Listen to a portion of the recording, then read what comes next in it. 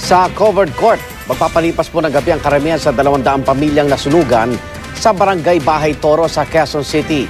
Problema sa linya ng kuryente ang hinihinalang dahilan ng sunog na tumupok sa 100 bahay. Darito ang report. Sa gitna ng pagsiklab ng sunog sa sitio militar ng Barangay Bahay Toro sa Quezon City alas 9 ng umaga kanina. Oh, bombero! Nagkumahog ang mga residente sa pagsalba ng kanilang mga gamit.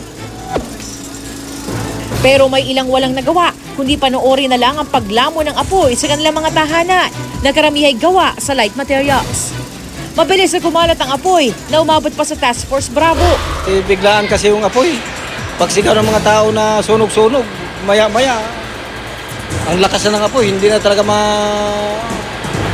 apula dahil ang unang kasi dumating na bumbero, yung maliliit lang eh. Kaya maging ang mga bombero ng ibang distrito sa Quezon City, sumaklolo na.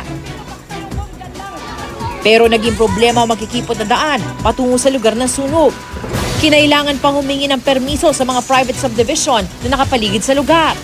Kaya naman na magdeklara ng fire out pasado alas 11 ng umaga, nasa 100 bahay at 3 milyong pisong halaga ng ari-arian na ang natupo. Sa isang iglap, nawala ng tirahan ang humigit kumulang 200 pamilya.